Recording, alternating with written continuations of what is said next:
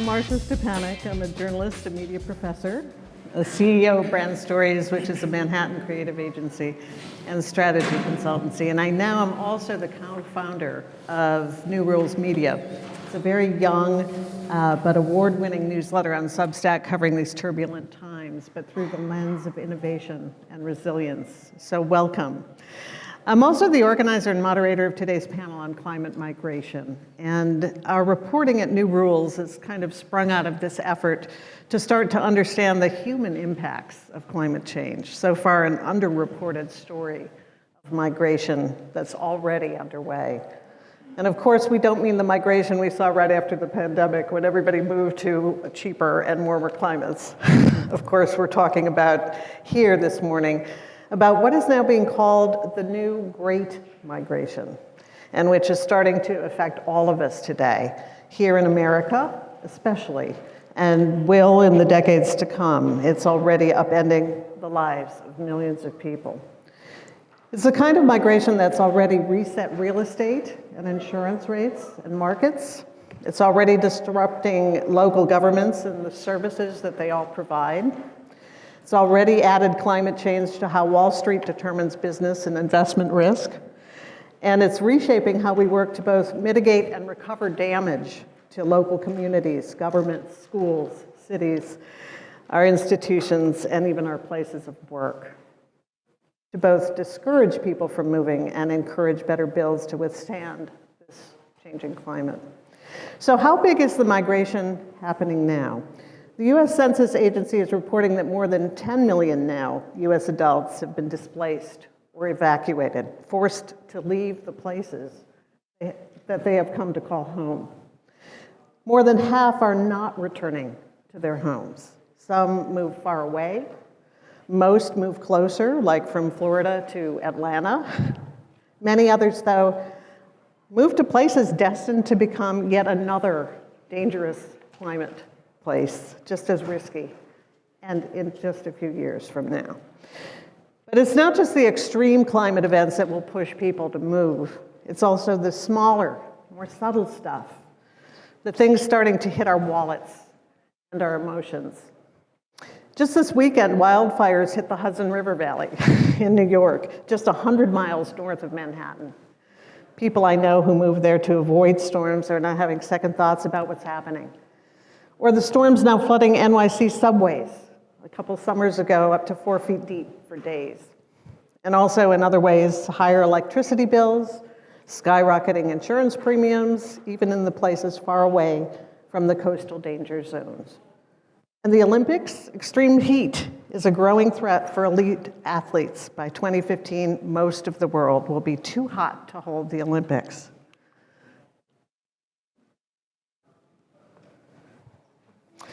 And emotionally, as one mom, there was one mom in Southern Illinois who shared that last year, her 7-year-old girl was no longer allowed by her grade school to go outside for recess. And it wasn't just one day, it wasn't just 1 week, it was the entire summer because of record-breaking heat and humidity. So if you close your eyes for a moment and look into the not-so-distant future, some communities, many among the most beautiful and temperate now, will limp through some economic disruption to replace the growth that some people leave. And still other regions, most up north, some Rust Belt towns that the digital age left behind, they will very likely thrive again as climate havens. Already some early investors are buying up small chunks of property in places north, like Ann Arbor, Michigan, like Duluth, Minnesota, Cleveland, Ohio. Investments serving as a hedge against the changes beginning to catalyze the migration now and ahead. So to get into this all more fully, we've got a great panel for you this morning. New Rules Media co-founder Bradley Schurman, also the CEO of Human Change, will speak briefly with you shortly about how all of this is hitting the pocketbooks of all of us. Then we'll also hear from Eric Vermeiren, who heads up business development for NASDAQ's ESG solutions business. He will speak briefly about how business is handling the growing climate risk and how that will be affecting the economy. He'll also talk about how this is kind of trickling down also into our lives as everyday folks. And then in a bit of hopeful break, my former colleague at Columbia University, Greg Witkowski, who is now with Kean University, will give us some insights into disaster relief and mitigation within the context of this migration trend. Greg is a specialist in disaster relief and mitigation efforts, especially among private nonprofits. He's also affiliated with the National Center for Disaster Preparedness, and he is pioneering with colleagues a new nonprofit role for disaster response. I'll then follow up with a few questions for each of them, and then it will be your turn to ask some questions, and I know you're going to have many. So let's get started. Bradley, we know insurance and real estate markets are now in a frenzy. Talk with us briefly about what's happening now and next. First of all, good morning, everyone. Thank you for making it out this early. I know some of you have been here all weekend and have been going hard and strong, so early is good. Glad you're here. This is really a story about us as a people, not just here in the United States, but worldwide. But I'm going to focus most of these remarks on the US today because that's the data that is closest to home right now. Top line, this is about risk versus opportunity. And for the past 20 years or so, Americans have been moving south. They've been moving for affordability and chasing that American dream. They've been leaving states like New York and California en masse for places like Texas and Florida. Despite the fact that in the southern states and along the coasts, the risk of climate change effects are growing year after year, not only in duration, but also in severity. So when we take a look at migration patterns, it falls basically into three categories. There's internal migration, external immigration, people coming in, and then external emigration, people leaving. And yes, the United States is impacted by all three of these in a pretty significant way. Most of the moves have been to the south at this point, people chasing opportunity. But risk is growing along the southern states right now. And risk is not a bad storm. You see, there isn't really a strong lingua franca around climate change right now. So when people look at climate change that are less informed than I assume the vast majority of you in the room, they're looking at not temperature, degrees, they're looking at dollars and cents. They made an economic move to these places, they're gonna be making an economic move to leave. This is some of the greatest data that I've seen coming out of the Environmental Protection Agency, looking at the expected annual loss. This covers all things. This covers loss in business revenue, this covers loss of jobs, this covers loss in property. The red areas obviously signify the areas of greatest risk. And guess what? It's everywhere where people have moved over the past 20 years. What's interesting about these areas too is that they tend to have lower social protection, lower levels of public investment in rebuilding. And with the recent threats by the President of the United States to effectively dismantle FEMA and other climate-related agencies, rebuilding in these places will become a lot harder because these states are not set up to do the rebuilding effort. So they could fall effectively into a demographic spiral. First Street Foundation has done some of the best data analysis on this, and I want to just point out this slide. This is from the Paradise Fires in California just a few years ago. Pay close attention to the 2018 and 2023 changes. Insurance up by nearly 40%, the population down by nearly 70%, and the property values down by just over 40%. It's absolutely remarkable. Let me be clear about this though. The people that come out fairly clean in these climate risk areas are the rich because they can self-insure and they can rebuild. The people that get screwed are the middle class and the lower class because they can't necessarily rebuild and they can't necessarily migrate to somewhere new. But people are now starting to price this in, and it's something I think we should all be paying much closer attention to because none of us are immune from it. Thank you, Bradley. So if we bring our attention now to the financial and corporate communities, there's a dominant theme that emerges, and that's one of disconnects. So a recent study by MSCI, and Stanford University of institutional investors found that the vast majority, 93% of institutional investors, think that climate change will dramatically impact the performance of their investments over the medium to long term. So that's 2 to 5+ years. But only 4% of institutional investors think that climate risk is being accurately accounted for in the price of assets. So what does that mean? It means that the impact that climate change is going to have on businesses of tomorrow is being vastly underestimated. So there's a disconnect here, a disconnect between what investors are identifying as the most important sustainability issue facing them and what's being done to accurately account for climate risks in the price of assets. So, maybe a logical question that pops up is why aren't climate risks being accurately accounted for in the price of assets? So the reason is twofold. So first, climate change is difficult to model, and that's because of inherent uncertainties across two categories of risk. So we have physical risks. So think of things like the likelihood of fires, hurricanes, or flooding. And then we have transition risks. So these are costs that companies are going to have to bear as the economy shifts to a low-carbon economy. So think of things like increased burden of regulation or a cost to emitting carbon. And then third, companies themselves are having difficulty actually accounting for climate risks and quantifying what those risks mean for them as a business. So a recent EY study of corporate activity around climate change found that only 1/3 of American companies are accurately assessing climate risk and quantifying what that risk means to them as a business.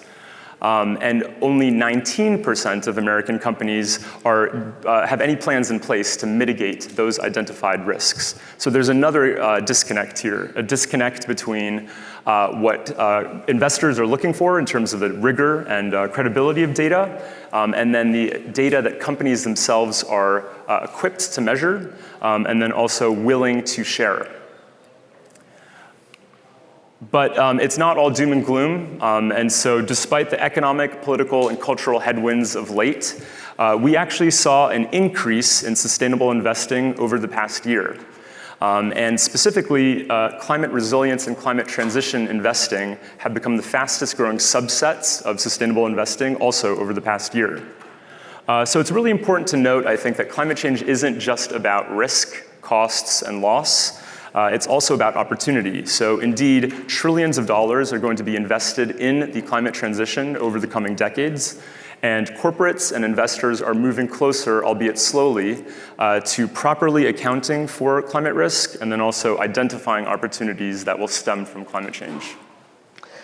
Greg, Professor Witkowski, are we doom scrolling too much here, or are today's mitigation, preparedness, and disaster relief efforts increasing fast enough to keep pace with how quickly climate risk, climate change is happening? I know that there is a lot of controversy over, is it moving faster than we thought? And then just how do we respond to it in a way that makes sense? Thanks, Marcia. And yeah, we may be doom scrolling too much, but we may also be on target. So it's a difficult time, obviously, with a lot of changes ongoing. I want to talk about some kind of maybe flashlight hopes of optimism here, and we'll see how those develop over time. But starting with this kind of individual risk question, and Bradley began to address this, there are things that individuals can do. It's really something most available perhaps for the wealthy. And so, whenever you see a disaster, you always see this kind of one exceptional that survives. And that's not by accident, usually. Usually it's because of the way it was built. It was built to be resistant in various ways. And so, it is possible to build in this way. And I think, one of the things to recognize is that the underlying building codes in the United States are set by FEMA. So in theory, it's possible for us to kind of elevate the building codes nationally in a way that makes it more survivable for buildings. I'm not optimistic that's going to happen right now, but that is certainly something that could be done on a policy-wide direction. Let me go negative before I go positive here, just to give us a sense of some of the scale. The United States government, through the NOAA, tracks billion-dollar disasters. And so if we went back to the 1980s, we would see 3, maybe 4 on average every year.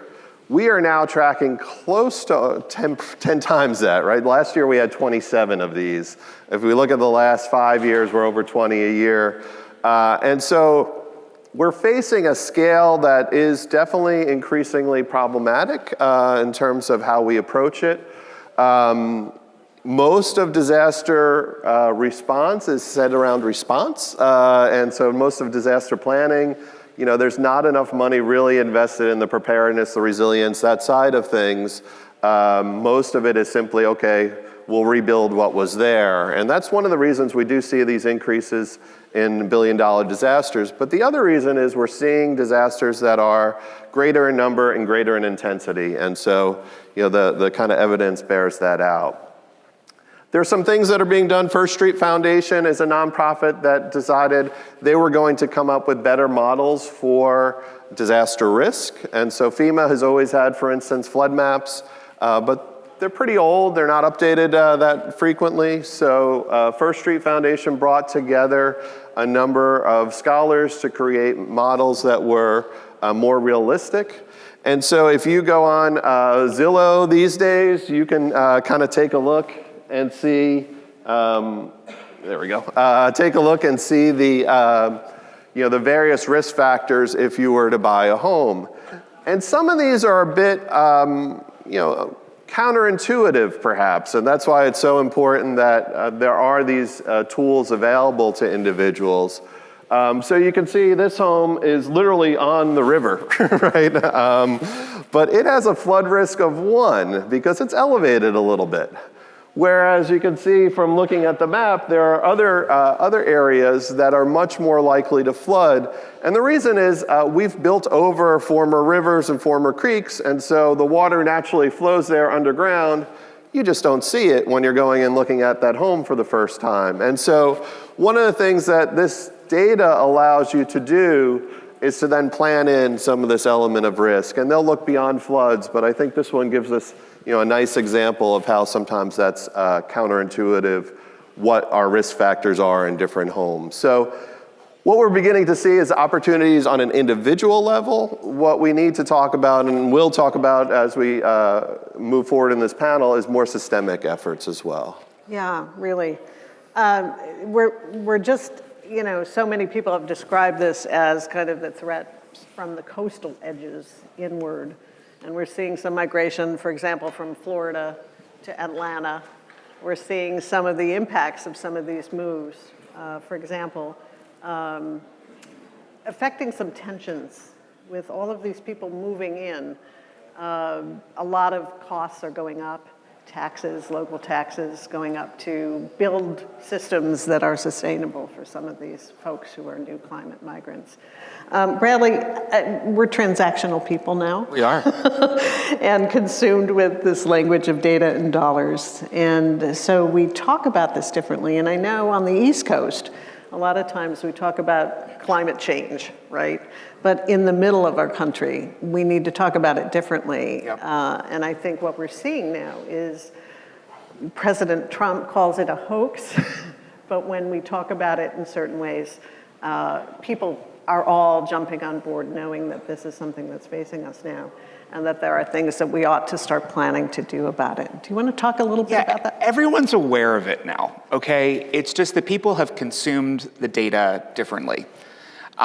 Case in point, last week I was in South Dakota, of all places, at the invitation of the governor to talk about demographics for that state. It has the lowest unemployment rate in the nation at 1.9%. And I was told explicitly beforehand, do not talk about climate. Do not talk about climate. You can't talk about people without talking about climate. So I thought about it long and hard, and it basically boiled down to presenting as risk.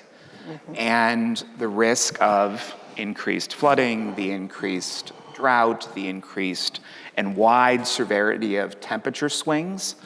And the entire room of a couple hundred people are all sitting there nodding their heads in agreement. So I think one of the great challenges that we have is that we have coastal elite conversations and middle of the country conversation, and nary shall the two meet.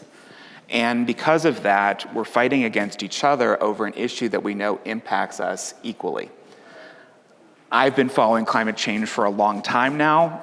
I really can't adequately express to anyone in this room what 1.6 degrees temperature rise really means. But I can express to people in this room, especially if you live in Florida, what a 70% on average increase in insurance prices over 5 years means to an individual household. People get that. They get the dollars and cents, and it tends to move them to action. As Marcia suggested, people are moving now. There is no question about that, because properties are declining in these high-risk areas, insurance is going up, sometimes in these areas taxes are going up too, because there's a shortfall, because the people that are left behind are people that are on fixed incomes. They're either retirees or low-income folks that need some type of public assistance. So you have to fill the gap somehow. You've got to pay for these things somehow, or you have to do away with services altogether. That creates a pretty dystopian environment, which most people, most rational people, are not willing to accept. So when these people are moving, they're not necessarily crossing state boundaries, as is the case in Florida. There are some people going north to places like Georgia, but a lot of the folks are just moving inland 10 or 20 miles to get away from the coast. So the migration isn't always necessarily interstate, it's intrastate. Yeah, Okay? absolutely. So that's a big differential to understand. Now, we've seen with these Florida storms, especially the two that hit within 2 weeks last year, that even the center of the state is not fully immune, but it's more immune than the hard-hit areas. I think also, as Eric certainly pointed out, is that we can't predict these things anymore.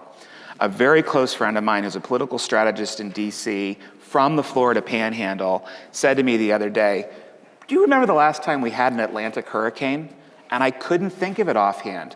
Because the waters are so warm in the Gulf now, more and more they're coming through the Gulf than coming up the Atlantic coast. So these are things that we don't even think about necessarily unless we pay attention to the data. And most Americans are not doing that every day. They're paying attention to their pocketbook. And I think that, too, is what the media should be doing more about, is really this transparency about where are some of these patterns, the pattern recognition of this. I know last summer in Chicago, for example, 8 tornadoes in the span of 2 days. I was deboarded from a plane, and so were hundreds of other people back into the airport because they were afraid that one of these hurricanes would hit. This happened not once, not twice, but that summer 7 times. And people were just kind of thinking, well, maybe we ought to think about some planning, some backup work for some of this stuff. Gregory, in your work, some US cities, this doesn't happen yet. Particularly around the Great Lakes, with the exception of Chicago. Do you think that some of this advertising by some of these small towns as climate havens, are they prepared to be a climate haven, or is this something that we ought to be looking at in terms of that kind of development, that kind of preparedness for some of the migrants coming to those places? Yeah, so I think, when we talk about disasters, it's always this interplay of the natural hazard, which we can't change, that we see is getting increasingly intense, but then the human infrastructure, what we create and how that plays out. And so, there are certain things that these, a Buffalo, a Cleveland, having access to fresh water, of course, is a true asset, and that will be something that they have as an advantage moving forward. But, for the most part, have they changed their sewer systems to deal with an increase in the amount of rainwater? For the most part, no. And to Bradley's point about moving close, Yes. a lot of people are moving close now. I know from the Paradise Fire, a lot of people moved to Chico, which is not too far away, if you know California. But there's also these challenges of acceptance. And the first 5 days that people moved to Chico, everybody was welcoming them. Yes, we'll help you, we'll help you. Fast forward 3 more weeks, and people were starting to understand that the systems of sewage, of backup, of housing, they weren't ready for this kind of thing. And then tensions began. So the design of some of this migration will depend very much not just on infrastructure, but on ways to bring us together in new ways. And unfortunately for Chico, there's still about 72% of the people that are homeless still from that. And they're begging and talking and trying to get some funding. How prepared is the government or FEMA at this point? I know things are very sketchy. What are your thoughts? And you too, Eric, what do you think about the climate we're in, the political climate? And Bradley, weigh in please on that too. Yeah, Go ahead. Just very briefly, FEMA's been, I think, was going in the right direction, until the change in administration, and their funding may be cut, and I'm sure they're going to face some of the same layoffs that the other departments are. But previously, they had really begun to use the data to kind of help people, both right after a disaster, but also to shift some more money towards preparedness-related and resilience-related programming. And so, I think people there are aware, and if things work out politically, they certainly would be happy to implement some of these programs. I think it's easy to beat up on FEMA always after a disaster, especially major disasters. They're just tough to recover from, and so recognizing that as well, I think, is one of the things that we can do in our field. But right now, it's a tough thing to predict the future. So private solutions may be a better bet. Yeah, and I think everyone's aware of the political headwinds that I had mentioned in my opening statements. So Bradley experienced that in real time. The presidential administration has essentially put a kibosh on mention or focus on ESG, environmental social governance factors and criteria. That has a lot of knock-on effects in the investor community and in the private sector corporate field. What's happening though is, I mentioned another stat that I think is really important to remember here, that sustainable investing worldwide actually increased over the past year. So despite everything that's going on, despite all of the roadblocks, obstacles, and outright kiboshes really on mentions or focus or investment, we are seeing a real tide of momentum towards sustainable investing. And so what we're seeing in real time is a lot of corporates are tweaking their messaging. So there's a term called green hushing. So we're seeing that very prevalent in the private sector right now, where a lot of companies are still remaining committed and focused to their sustainability initiatives, their investments in the climate transition, but perhaps they're not talking about it so explicitly. Maybe they're not mentioning it as an ESG initiative or activity. Maybe they're continuing to do certain activities, but not really disclose the information publicly. It's a shame because it would be great if our government was in sync with what the underlying momentum is, which is a very clear movement towards a more resilient future. But at the moment we don't have that right now, so there is a disconnect, and that's that green hushing, you call it. Right? And the market is pushing behavioral change. So essentially, by incentivizing people to modify their homes, the carrot versus the stick approach, and sometimes both at the same time, individual homeowners are making modifications happen. I was down in Miami Beach just in December, ran into some friends that have a place south of 5th, and they were gleeful because their condo board had allowed them to change out their windows, and they're saving now $5,000 a year on their insurance costs. But they can afford the windows. They can afford the windows. They can absorb the cost. Again, this is a class issue to a large degree. But to your question earlier, Marcia, are these cities ready? Well, let's first level set which cities are the most resilient right now by stating out front, everyone's impacted by these changes. You can't outrun them. The places that are most resilient right now are almost exclusively around the Great Lakes. There is 20% of the world's fresh water sits in those lakes, and the cities that hug those lakes have, for the most part, with some exception, been losing population for 50 years. So they have the infrastructure set up to absorb a much larger population. My hometown of Pittsburgh, Pennsylvania is 350,000 people today. In the 1950s, it was 800,000 people. Yeah. It can absorb the extra population. These places also have infrastructure set up for rail. They all have international airports. So the basic fundamental structures are there right now. Now, can they absorb an influx of folks? I think that's a TBD. But something is very interesting has happened up in the Midwestern and Midwestern adjacent states. They've been losing population due to migration down to the southern states, but there's also a pretty significant population there that's aging and exiting the market. So all of this affordable housing is now coming available that didn't exist 10 years ago. You can still get a home in Pittsburgh, Pennsylvania, mind you, not the fanciest neighborhood, for less than $100,000. And ditto Chicago. And Chicago, Detroit, Cleveland, all of these places have wildly affordable housing. They're climate resilient, and I think that people are going to take them up, not so much on the climate resilient piece first, but the affordability piece. And also, too, in the agricultural climate, no pun intended, a lot of crops will, over the next, we're talking really about the next 10 to 20 years. We're not talking about in 50 years from now. And I think that's something that's come out in recent months, that the fact that things are hurricanes here, tornadoes here, drought here, over there, something else, it's all happening now simultaneously. It's compounding. And so that's feeding the acceleration of some of these trends as well. Let me just add one fine point to that. Yeah. This is where climate risk becomes climate opportunity. Yes. So if you are in these Midwestern states, you typically had a very short growing season.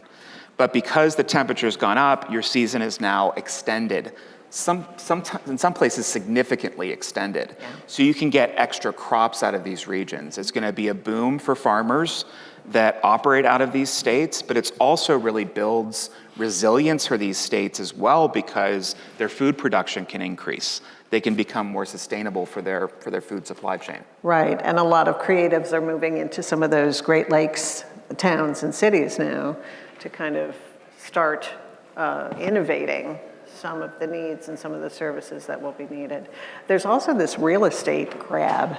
A lot of people are starting to buy up chunks of land in some of these places that will not be as affected according to statistics. So I want to open it up now to you all to start asking some questions if you have them. Is there is it a possibility that one day the water might just run out? Yes. And so, but what would that look like? Would it be like something that would just happen? We would wake up one morning and it wouldn't be here and it would be anarchy, or it would just be like a progressive thing? It will be progressive. It will, progressive. And you should look at California as a good example of this, and Arizona is a fantastic example of this. Well, and rationing will start first. And obviously there will be every attempt to make sure water is available. But you're in a real hardship here in Austin, Texas, just like the people in Phoenix are in a real hardship. Phoenix is obviously a place where they're basically last in line for water from the Colorado River, and there's all of these other interests in front of them. And development is still fighting with. Development is still fighting. Farmers are fighting over water rights. Your situation is unique here. And in fact, I was waiting in line to get into one of these events yesterday, and the gentleman in front of me was from Austin. I said, "What's keeping you up at night?" He goes, "I think we're going to run out of water." And I think the thing is really funny here is that you talk about Phoenix, and I was like worried about like all the fabs going into Phoenix, and then I started looking at their aquifer retention system that they put in Phoenix, where they actually have enough water to last for a really long time. Yeah, but we don't. Even that, they don't price in really consumption now. I mean, I think Eric can probably talk more to this, but they're not pricing in consumption. Please, Eric. I think it's another aspect of disconnect. So the market signals are not in sync with each other. So people continue to move en masse to Phoenix. There's still a lot of in-migration into Texas, into the driest parts of Texas. And that's because the market has not quite actually started to reflect the risk and the cost around water shortage, around heat stress. And so, if we existed in a perfect market, it would be too expensive for most people to move to Phoenix. And so there wouldn't be huge new development. I was just in Phoenix for GreenBiz last month, and there were miles and miles of new construction of development. And I'm thinking, this is clearly short-sighted development, and that's because the market signals have not synchronized yet. And so I think what we're going to see over the next 10 years is that synchronization. So there's going to be less of a disconnect between what's actually happening in real-time risk versus how the market is perceiving and actually accounting for that risk. And that's going to look like increased housing prices, increased insurance rates, increased rates for water, and then also sort of a rejigging of how water is apportioned. I'm sure a lot of people in the room are very aware of really the very perverse way that California deals with their water rights. And so I think there's going to be a real serious sort of new consideration or new thinking around how water should be more equitably apportioned amongst people. Gregory, from your standpoint, is there enough preparedness along these lines? Is the data keeping up with what's happening now? No, there isn't. But let me just also say, and this kind of brings up the larger point of how do we price in not only the individual risks, but how do we think about this community-wide? And what can we do in that sense? And because a lot of times the risk is based on not just you, but your neighbors.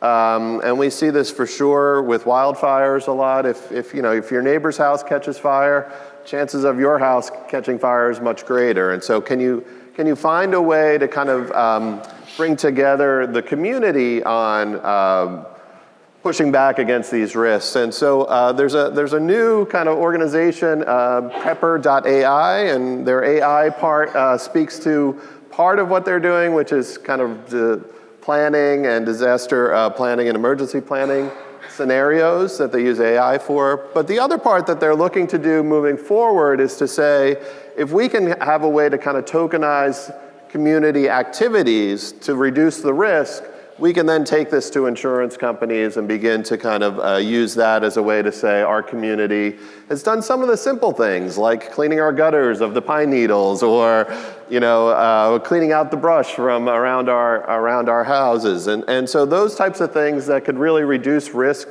for each individual home, when done on a community-wide basis, really reduces the risk because there's no opportunity for the fire to get within that community and spread from home to home. And so, thinking about ways that we can begin to broaden out from an individual decision to a more systemic one that does price in the relative value of the risk. And so, that's, I think, a nice new effort in that direction. Yeah, and in the insurance companies, especially when they're cutting off, I know right before the Los Angeles fires, 30,000 people a month and a half prior to that were informed by State Farm Insurance that they were no longer covered. They were kicked off the rolls. More than 30,000. And so now that fallback, many states some years ago created these FAIR systems. They're called to kind of subsidize folks if they run into insurance shortages. And even the money in some of these things is now starting to thin out. So this is another challenge. A consistent theme across the board right now, regardless if it's climate or health or anything. Risk is moving very fast away from private enterprise and the government and onto individuals. I mean, it is at rapid speed right now. So we used to be able to trust insurance companies to pay our bills if our home burned up, if we needed health care. We can't necessarily trust they're gonna do that anymore. As Marcia just said, they've set up these, essentially what they call insurance of last resort. Yeah. In some states, these collective pools where people can join. But guess what? They're a lot like the Pension Benefit Guaranty Corporation, if you know anything about that. It was an insurance of last resort for pensions. It doesn't have enough money to cover all the pensions. These insurances of last resort do not have enough money to cover the current level of risk. So it falls right back on the individual. And again, not to hammer home this point, but it will affect individuals very differently depending on their income. Absolutely. What their class is. And it is very unequal. Yeah, tax dollars. So yes. that leads perfectly into my question. Yay. My name's Greg Outer. I lead a civic ecology organization in Charleston, South Carolina. We are currently undergoing our first rezoning in 50 years that's going to be based around elevation. So we're going to be buying out density in the lower lying areas that are under threat and trying to move people to our high ground to the best of our abilities. And we were one of those blue dots that you had on an early slide of tons of people are moving to the incredibly beautiful place that we have, and that's leading to a massive amount of cost of living issues, a lot of displacement, and unfortunately a lot of impoverished people moving to the areas that are buried creeks. For a lot of these folks who can't get insurance, federal flood insurance is the only thing that's keeping them afloat, and that is a system that I thought we were maybe a decade or two away from seeing that go away, but that could go away within this administration. Absolutely. How do we ensure that the most vulnerable among us have dignity in the transition that they will inevitably face? Instead of this being something that we're talking about investors, we're talking about markets, we're talking about things that are upper middle class and above, people with means. Gregory, I think that's a question for you in terms of the philanthropic donations and some of the changes and innovations happening in that. Yes, I mean, thank you for the work you do. It's civic organizations a lot of times that are going to help with this transition, right? So, to your point, the flood insurance has been something that the government took over, in fact, because private insurers moved away from it, and so they had to be this backstop. As they probably wind it down in this administration, we are going to see people forced out of their homes. We are going to see people already, on average, when you have flooding, where lower income housing is built in floodplains, right? So more often than not, they're forced out as well. You have this compounding problem where people do, that after a disaster, there's actually a large increase in rental costs, and then because there's less housing, right? And so then who can afford to have those places? Even homes, for the most part, and this always shocks people, you still have to pay your mortgage, right? Even if you can't live there, you have to pay your mortgage and then also find a place to rent. And there's a lot of foreclosures after disasters because people can't afford to pay for two separate places, obviously, right?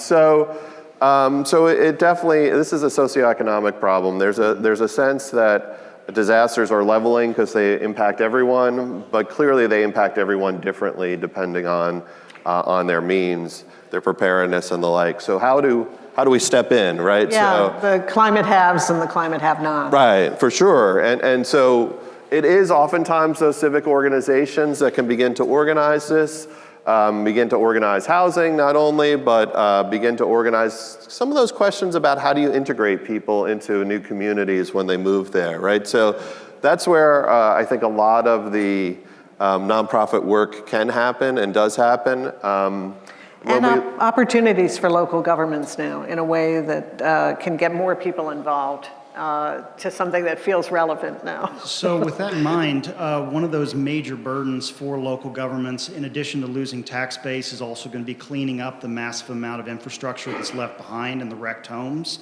because that's a colossal environmental disaster waiting to happen if you've got a ton of abandoned structures along waterfronts, along beaches, or throughout communities that are going to become blighted properties. And so I don't think it's realistic for us to rely on local government or county to be the full solution, because they can't afford this. I think within local government, one of the clearest pathways right now is opening up the ability to build in safe areas, multifamily housing.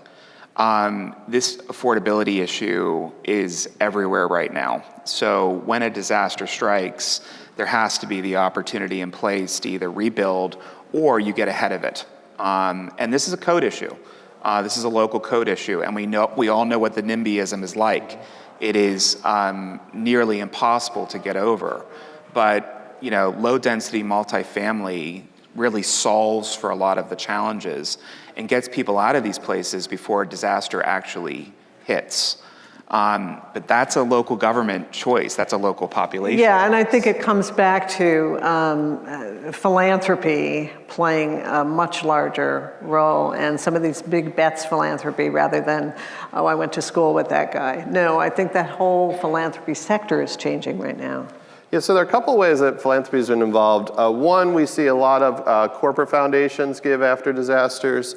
You do see actually cleanup often organized by nonprofits. So the local United Way has been involved in disaster response, for over 100 years.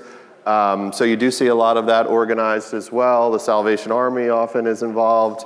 There are a lot of nonprofits, again, basically had a 100-year head start on the federal government in terms of disaster response. So they have systems in place to go there.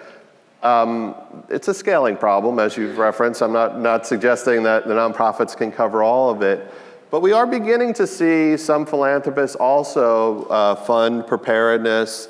So the Margaret Cargill Philanthropies, for instance, they do quite a bit surrounding preparedness, especially in the Midwest. And internationally. And internationally as well, yep. So we are seeing some begin to take this on, but I ultimately think also corporate foundations will have a large interest in doing that because, one of the big things is for them to continue to sell their products in those areas and get that built up. But, it's going to take a while for people to adjust to this new reality, I think. Yeah. Eric, anything to say? No. Okay, let's go to the next question. You guys are waiting. Thank you. Hi. I live about 2 miles from the Eaton Fire burn zone, so I'm living this in real time right now, and just this conversation has been very relevant and insightful, so thank you. One of the things we saw in the days after the fire was Governor Newsom rolling back a lot of the sustainable building guardrails in California that we had in place for years. And I'm curious to know, in the work that I do, which is sort of guiding people in sustainable investing and kind of trend forecasting, I see a lot of this shift towards resilient buildings now and actually not sustainable buildings. And I'm curious if you can speak to that a little bit. Has the conversation, do people still care about building sustainably rather than now just building resiliently? And I'm gonna sit down so I can take notes. Eric. Do you want to start? Do you want to start with their You all have a view on house? this. Oh, yeah, so That's a good place to start. it's true. I think, it is sometimes one that there is a trade-off, but not always, right? And so I think that's something to keep in mind as well. I'll just say briefly, and then I'll turn it over, but one of the success stories of a nonprofit having a tremendous impact is we probably all know about the way in which the U.S. Green Building Code, you may not know that, but the fact that they were able to get architects to kind of buy into the notion that you could have a green building, and now I'm blanking on the name of it, platinum, gold, LEED, thank you. It's one of those moments. You get that LEED rating, right? But the fact that that was done by a nonprofit and it is now embraced by so many architects as a kind of standard code, is an impressive kind of feat to it. But I do think, I see where you're coming from. And I think one thing I would say though is, resilient codes or resilient standards are not counter to sustainability codes or standards. In fact, there's going to be a lot of overlap, but there is a little bit of difference. So, if you think about like the origination of sustainable or sustainability building codes or standards, it's really about energy. So it's about energy efficiency. It's about resistance to heat, stress. And that really was like, that's the crux really of LEED. Of course, there's a lot more complexity to it, and since LEED, there have been more sort of like 2.0 versions. WELL is one example. But resilience introduces the concept of longevity, and so it's not just are we using less energy to reside in this home or habitate in this place? It's can we withstand external stressors like, unfortunately, like the Eaton fire. Greg, you had that picture of that house on one of the slides there. That's a real picture, and that was, I believe it's from the California fires where a whole block was burned. There was one house that was built in a resilient standard or resilient fashion, using materials that are fire resistant, adhering to codes that are well beyond what the original sustainability codes were recommending, i.e.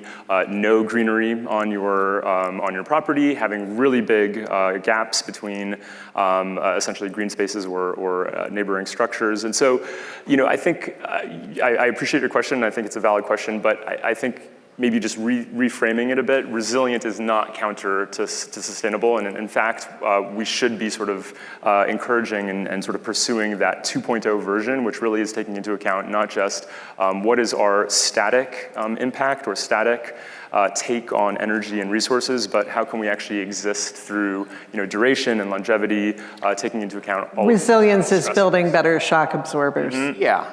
We've got 3 more folks. Just quickly, we have a muscle memory when it comes to building in this country that goes back to our earliest days.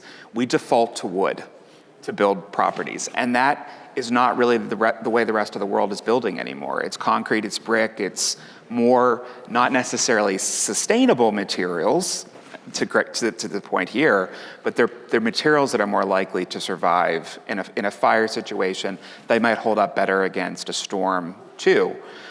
So I think we have to think a little bit differently about how we build, because our muscle memory on building is so strong in this country. Case in point, though, of how to make a property a little bit more resilient that's historic. I think we all remember the red roof house in La Jolla. From the wildfires there just a few years ago. It was a 140-year-old house that had a brand new roof recently put on, and it was the one structure that stood. In the middle of the chaos. In the middle of the chaos. A lot of that was brush management from the exterior of the house, but also just having that roof, that metal corrugated roof, they believe saved that house from complete destruction. Yeah, so much of that footage is stories of our vulnerability. Morning. Yes, please. My name's Bridget Shea. I am a local elected official here in Austin. So wonderful. Welcome to Austin Thank you. and Travis County. I'm also the U.S. Board Chair for Local Governments for Sustainability. So we're working with cities, counties, regions all around the country to identify their climate vulnerabilities and to help them be better prepared. And that's been my main focus here. But I have 2 questions. One is on the market disconnect.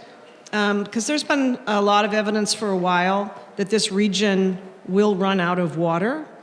And I think people in the real estate industry, in the building industry, in the Chamber of Commerce industry, it's as if they have their ears plugged and they can't deal with it because it will be so profoundly damaging to the local economy. Yeah. So I've been working very hard on water conservation and haranguing people essentially on the opportunities that are low-hanging fruit. But I would be interested in a response about how you get the market to deal with something that's so calamitous. I mean, not everybody, a lot of people are still moving to Florida when it's clear they can't get flood insurance.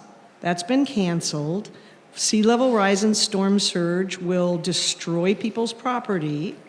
So it's like where's the ability to connect on that? And then the other question is, who's really doing the thoughtful policy work around climate migration?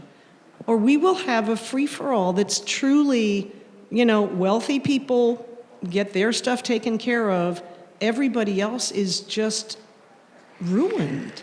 On that So second those two questions, I on appreciate the second answers. question, I know a number of universities are going deep into data right now and starting to make some of this transparent. We've done some content with Abram Lustgarten, who is an investigative reporter with ProPublica, and he has tied up with MIT and other places. Carnegie Mellon probably will be next.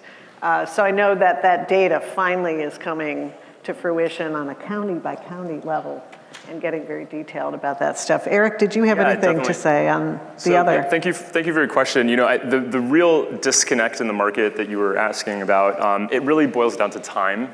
And so that is the reason for the disconnect. So institutional investors, I'd mentioned a stat when in my opening statement, 93% of institutional investors say that they think that climate change will have a dramatic impact on the performance of their investments over the medium to long term. So that's important to note. What does medium to long mean? It means 2 on the very short end, but in reality, 5 or more years. But most people are not operating on those time horizons. So real estate agents are not operating on 5+ time year horizons. They're operating on next week's close.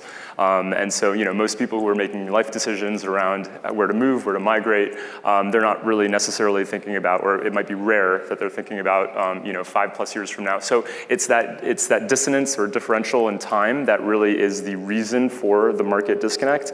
As I was mentioning, there are a lot of efforts, a lot of initiatives underway to sort of close or bridge that disconnect, but we're not there yet. And so we're still seeing a real sort of almost perverse manifestation of that disconnect where indeed there is a lot of growth in these Sunbelt states that are objectively much higher exposed to climate risk, and it shouldn't be the case, but that is the case because people want sun, they want warmth. I live in New York. I enjoyed the weather yesterday. It was great. It's almost great enough for me to consider moving here, but But not the Hudson Valley. So it's I think really that disconnect in time and how we actually conceptualize time. I think that we only have a few more minutes, so there's a lot of that we could talk about in terms of what those bridging of the disconnects look like, but I'll leave it at that. Bradley, I want to get these next folks, so please. Yeah. Hi, I'm going to take you back in time. Like 20 years ago, Al Gore ran his campaign on An Inconvenient Truth, and I just wanted, when I watched it, my friends watched it, we were shocked. And I think a lot of the country, well, half the country, I guess, didn't believe it at all. How true is that movie and how relevant is it today? Do you find that movie has actually had enough acceleration of what was going to happen? Or is it now, 20 years later, is it a more calmed down version? And it was very shocking back then. It's happening, and it's having a resurgence. And I think that's It's the thing. having good. And I think I think this gets to the previous question about like pricing it in. People who bought condos, their retirement condos in Florida 20 years ago, didn't price any of this in. They could have never foreseen it. So this massive increase of insurance costs is layered on with all these new requirements for these older condo buildings. There are people that bought condos for $200,000 20 years ago. They now have like an additional layer of payment, an assessment of $200,000 or more just to keep the condo up. No one can price that in. So, I think from a smart kind of individual investor perspective or individual perspective is we have to plan for the worst now, if not more. But the question is, if I was to go back and watch that movie now, which I have not done, this is like 20 years later, would I be watching a movie that's relevant, or should it be more accelerated at this point? Al Gore says it's still relevant. He's been interviewed on this. But it's moving faster. It's moving, that's what I wanted than to predicted. know. Yeah. I was just going to add 2 quick points. One is I saw during the last presidential race a Gallup poll looking at the belief in climate change among Republicans and Democrats. Republicans back then used to believe in climate change. And so it's been a kind of gradual withering away of that, which is, I think, one of the struggles. The other just very brief point, what I appreciate about First Street and their risk analysis is it defaults to a 30-year risk analysis. And so you may not be thinking in that long term, but when you look on Zillow, as I feel like a lot of people buying real estate do, they see that number based on a 30-year trend line, which is helpful. Absolutely. For the last two, why don't we ask 1 and 2 questions together, and then we'll try to answer them. All right, so you talk about it being in the individual wallet that drives personal change. What is going to drive state change? And I'm specifically talking about the state of Florida, resistance to climate change. Is it going to fall on cities to make a change? Will states ever rise to the occasion? That's my question. Some of that So happens mine's at the half voting. question. First, don't forget to thank, as one of the creators of this thing 33 years ago, don't forget to thank our volunteers, our speakers, because without them and our exhibitors and all that, you don't come. The technology for good, that was the dream, doesn't happen. So don't forget to thank them. Of course, to you guys for being here speakers. I am now, after this little dream, I'm up at UNESCO, an ocean ambassador, trying to do all kinds of stuff related to everything we're talking about. Here's what I'm going to tell you that I'm hearing up there. It's time for everybody to recognize we're going to have to change our standards of living a little bit, just a little bit. Come go with me on an expedition to Papua New Guinea where little girls are walking a mile to carry water twice a day for the village. So we got a long way to go here. Maybe we're going to have to thank you. I think it was Eric and Bradley both made a statement. Yeah, we may have to think about not having green golf courses and green yards, sustainable plants only, things like that. So we got a long way to go on cutting our water usage. So let's start with our own behaviors at home, and then we'll worry about some of this other stuff. So thank you all. Thank you, sir, for your comment, and thank you all for being here. Quickly to your question. We got to go. Well, we should answer your question since you asked Okay. it. I think what's concerning to me right now is that we do away with FEMA. We're going to have two different worlds for how states handle climate risk. States that are higher income, states that tend to lean left, are likely going to set up their own emergency response systems, their own insurance projects to effectively buffer it against risk. For those that are further right, they're likely going to continue to push risk onto the individuals. So that's two sides answers to your question, but I want to make sure we answered it. Thank you for that. Thank you. Thank you, and thank you all. Thank you, everyone.